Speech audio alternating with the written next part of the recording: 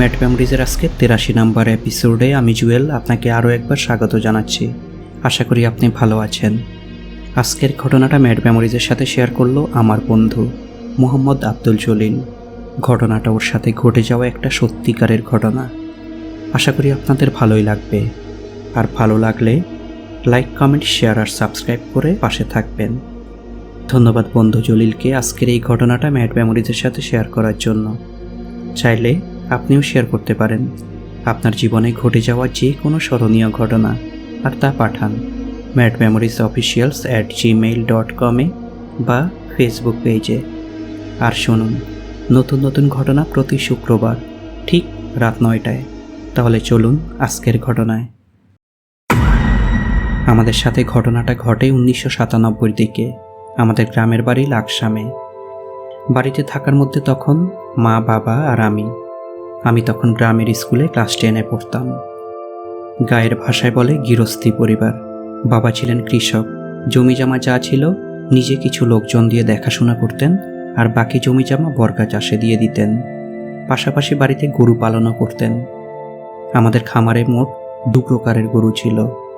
গৃহপালিত গরু 10 থেকে 12টা, আর 10টা ছিল চাষাবাদের জন্য গরু, অর্থাৎ নাঙ্গল টানার জন্য। আর গরুগুলো দেখার জন্য মোট 2 জন লোক ছিল। সকালে মাঠে নেওয়া, গরুদের ঘাস খাওয়ানো, আর সন্ধ্যার সময় ঘরে তোলা, এই ছিল তাদের কাজ। পৌষের শেষ ভাগে এক সন্ধ্যায় সব গরু ঘরে আনা হয়ে গেছে। রাখাল 2 জন চলে গেছে যার যার বাড়ি। দিনের আলোটা তখনও পুরোটা যায়নি। মোটামুটি চারদিকে তখনও শেষ বিকেলের আলো। আমরা তখন সবাই ঘরে। কিছুক্ষণ পরেই আমি আর বাবা উজু করে নামাজ পড়তে যাব মসজিদে। এমন সময় হঠাৎ গোয়াল ঘর থেকে শুনতে পেলাম একটা গরুর বিকট চিৎকার। এই সময় আবার কি হলো? চিৎকার শুনে আমি আর বাবা দুজনেই ঘরের বাইরে চলে আসলাম। গোয়াল ঘরের মধ্যে উকি দিতেই দেখি আমাদের দুধেল গাইটা পাগলের মতো লাফালাফি করছে। তা দেখে আমি গোয়াল ঘরের দরজাটা খোলা মাত্রই সেই দুধেল গাইটা আমাকে জোরে ধাক্কা দিয়ে বাইরে বেরিয়ে আসলো। বাইরে বেরিয়ে এসেই 30 সেকেন্ডের মতো চারদিক তাকিয়ে হঠাৎ ভোঁ দৌড় আমাদের বাড়ির পুকুরের দিকে। আমি আর বাবা তাকিয়ে রইলাম ওর দিকে অবাক দৃষ্টিতে। হচ্ছেটা কি করতে চাচ্ছে ও? হঠাৎ ভয়ে আঁতকে উঠলাম। ও আবার পুকুরে ঝাঁপ দিবে না তো? কিন্তু দেখলাম না। ও সরাসরি আমাদের পুকুরের পাড় দিয়ে সোজা পাশের বাড়ির মধ্যে ঢুকে পড়ল। কি করব বুঝতে পারছি না। এমন সময় হঠাৎ বাবা দৌড় দিলেন সেই গরুর পিছু পিছু। তা দেখে আমিও ছুটতে লাগলাম। দুজনেই দৌড়ে পাশের বাড়িতে উঠতেই দেখলাম গরুটা তখন তাদের পারিবারিক কবরস্থানের মধ্যে ঢুকে পড়ল। এবার দুজনে দাঁড়িয়ে পড়লাম। আমি বাবার দিকে তাকিয়ে জিজ্ঞেস করলাম, ও গোরস্থানের মধ্যে ঢুকলো কেন? বাবা ঘাড়টা নেড়ে বললেন, কিছুই বুঝতে পারছেন না উনি। আমি তখন বাবাকে বললাম, আপনাকে আসতে হবে না, আমি দেখছি কি করা যায়। কিন্তু বাবার সাথে সাথে আমাকে বাধা দিয়ে বললেন, গরু গেলে যাক, তোর এই সময় গোরস্থানে যাওয়ার কোনো প্রয়োজন নেই, দরকার হলে নামাজের পরেই খুঁজব। আমি তখন আমার হাতের ঘড়িটার দিকে তাকিয়ে দেখলাম আজানের তখনও বেশ খানিকটা সময় বাকি আছে। তাই দিলাম দৌড় সেই গোরস্থানের দিকে। সত্যি বলতে তখন আমার মধ্যে কোনো ভয় ডর কাজ করছিল না, বা মাথায়ও নেই। সোজা দৌড়ে সেই গোরস্থানের মধ্যে ঢুকলাম, কিন্তু গরুটা তো নেই। আর তখনই আমার মধ্যে একটা ভয় লাগা কাজ করতে শুরু করলো। ওই বাড়ির সীমানা সেই গোরস্থান পর্যন্ত। তারপর থেকেই শুরু বিস্তীর্ণ জোড়া ধানি জমি, একেবারে চোখ যত দূর যায়। আমি তখনও গোরস্থানের মধ্যে দাঁড়িয়ে আছি। গোরস্থানের মধ্যে থাকা বড় বড় গাছ আর বন জঙ্গলের দিকে তাকিয়ে আছি। 2 চোখ আমার গরুটাকে খুঁজছে। এমন সময় গোরস্থান থেকে ঢালু হয়ে নেমে যাওয়া পাশের ধানি জমিতে চোখটা পড়তেই ভয়ে আমার শরীরটা পুরো শিউরে উঠল। আমি কি দেখছি? আমার গায়ের লোম সব দাঁড়িয়ে গেছে। জীবনে প্রথম অবিশ্বাস্য একটা অলৌকিক ঘটনার মুখোমুখি হলাম, যা আমি আমার জীবনে দ্বিতীয়বার দেখার ইচ্ছে নেই। সেই ধানি জমির ধান কাটা হলো 5 থেকে 6 দিন আগে, আর 4 থেকে 5 ইঞ্চি ধান গাছের নিচের অংশ তখনও মাটিতে পোতা। গরুটা সেই জমির মধ্যে আইল থেকে 3 থেকে 4 হাত দূরে দাঁড়িয়ে তাকিয়ে আছে আমার দিকে, একেবারে শান্ত চেহারায়। আর গরুটাকে পেঁচিয়ে আছে বড় একটা সাপ। সাপের মুখটা গরুটার দুধের বাটে। ভয়ানক বড় সাপ, এত বড় সাপ কল্পনা করাও যায় না। আমি হঠাৎ দৌড়ে নেমে গেলাম গোরস্থানের ঢালু বেয়ে নিচের দিকে। একেবারে আইলের উপর দাঁড়িয়ে দেখতে লাগলাম। আমার থেকে গরুটা দূরত্ব প্রায় 3 থেকে 4 হাত দূরে। সেই বিশাল আকৃতির সাপটা পুরো গরুটার পেটটাকে পেঁচিয়ে আছে, এক মনে দুধ খাচ্ছে। তার কোনো দিকেই যেন খেয়াল নেই।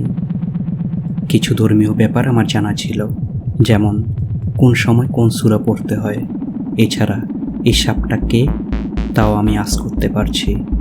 তাই আমি আইল ছেড়ে জমিতে নামলাম না। আইলের উপর থেকে আমি জোরে জোরে সূরা পড়া শুরু করলাম, কাঁপা কাঁপা ভয়ার্ত কণ্ঠে।